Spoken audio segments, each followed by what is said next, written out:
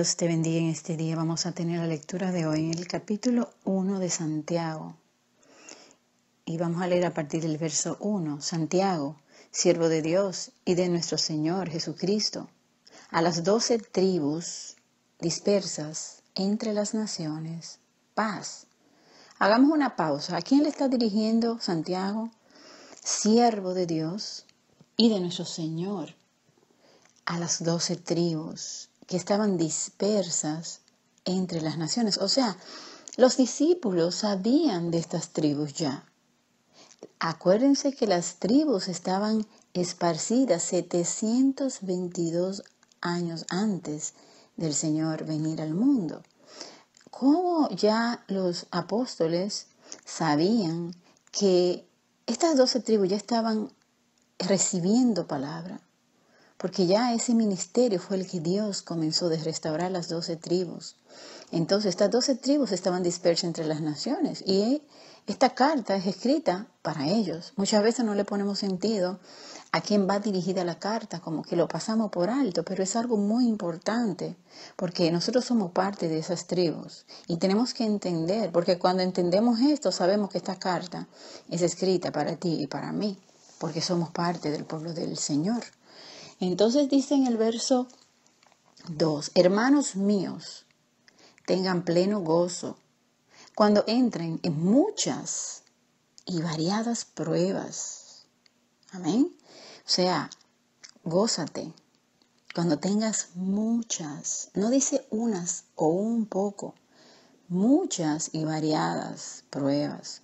Eso es como que tú vayas a un lugar y hay todo tipo de jugos de diferentes sabores y diferente calidad y de diferentes colores. Y te dicen, mira, elige el que tú quieras. Pues imagínate, te dicen, ok, tómalo todos. Pues así vamos a tener pruebas en cantidades y en variedades. No nos podemos sorprender. Si estás en el camino del Señor, vas a tener pruebas, vas a tenerla.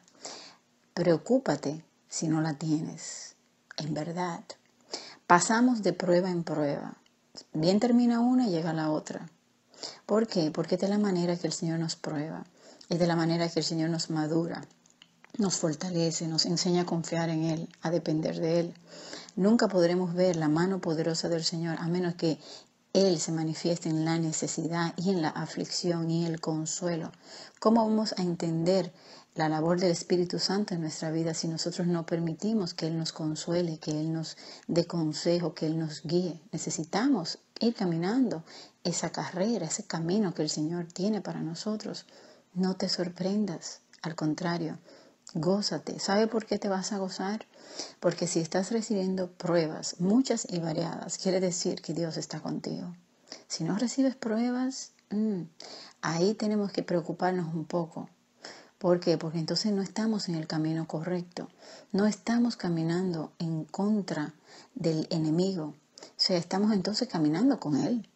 Porque Él solamente va a ir en contra de aquellos que están haciéndole la guerra a Él. Al que odia las almas. Lo que Dios ama son las almas. Si entras en el terreno del enemigo, es obvio que vas a recibir los dardos de Él. Entonces, tu preocupación es si no tienes la prueba. Ahora, si la tienes, gózate. Dice aquí la palabra.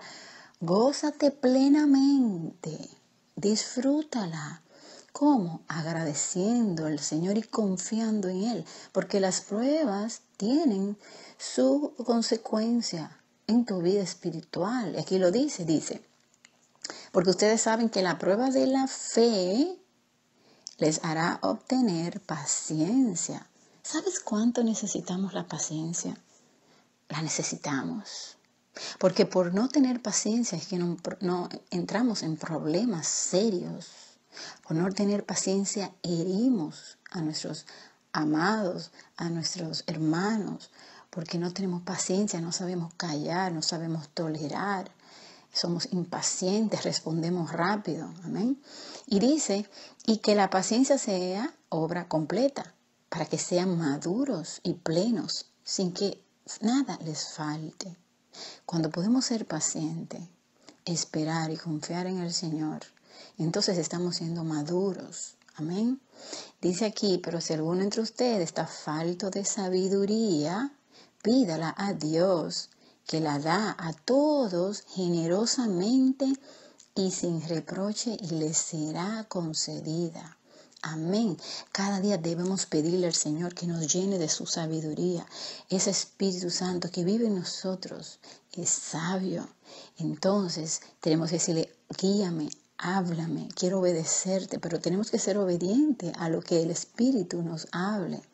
Y pedirle sabiduría cada día al Señor. Señor, lléname de tu sabiduría. Dame conocimiento. Pero no puedes pedir sabiduría y conocimiento si no escudriñas las Escrituras. Si no tienes un tiempo con el Señor. Porque de nada te vale. ¿Cómo vas a recibir la instrucción del Señor si no estás viviendo en el Espíritu? Si no estás alimentando el Espíritu, dándole ese tiempo de intimidad al Señor cada día. Entonces el Señor te la va a dar generosamente y sin reproche. Generosamente, mucho. Y cuando tú tienes la sabiduría de Dios, vas a poder entender tantas cosas en esta vida. En tu vida vas a saber manejarte. Dice la palabra en el verso 6, pero pida con fe, sin dudar. Porque el que duda es como las olas del mar que son agitadas por el viento. Amén. Hay que pedir con fe. ¿Pero cómo? Esa fe que es probada por medio de las tribulaciones, entonces nuestra fe empieza a aumentar porque es probada y entonces empezamos a madurar esa fe. Cuando pedimos y pedimos con fe y no dudamos, Él nos las va a dar. Porque dice aquí que el que duda, dice, no va a recibir nada. Verso 7, no espera el tal que recibirá algo del Señor. Si cuando tú pides algo al Señor, entra la duda en tu corazón, no vas a recibir nada. Muchas veces pedimos, pero no creemos que lo vamos a recibir. ¿Cómo lo vas a recibir? Si el Señor quiere que tú confíes en Él. Si tu fe es probada, vas a confiar. Y si confías, vas a pedir con fe, no dudando. Entonces vas a recibir. Entonces dice el verso 8, siendo vacilante en su forma de pensar y desordenado en todos sus caminos. O sea, aquel que cuando pide duda, no recibe. ¿Y sabe cómo es su forma de pensar? Vacilante. Y es desordenado en todos sus caminos. ¿Sabe qué quiere decir eso? Cuando no hay fe, cuando hay dudas, es porque tu vida devocional con el Señor y tu intimidad no está correctamente ordenada y disciplinada. Al Señor le gusta la disciplina, tiempo para Él primero, todos los días. No es cuando te sobre tiempo, Él es lo primero. Primero que tu trabajo, primero que tu familia. Él es lo primero. Ámame a mí sobre todas las cosas, dice el Señor. Amén. Entonces, a Él primero tenemos que ordenar nuestras prioridades. Dios primero y luego Dios ordenará todas las cosas en tu vida para que nada te falte y puedas vivir una vida plena aquí y puedas ir cada día santificándote para su pronto regreso, porque el Señor está a punto de regresar y quiere encontrarte preparado, listo para irte con Él. Que el Señor te bendiga y te dé un feliz y hermoso día.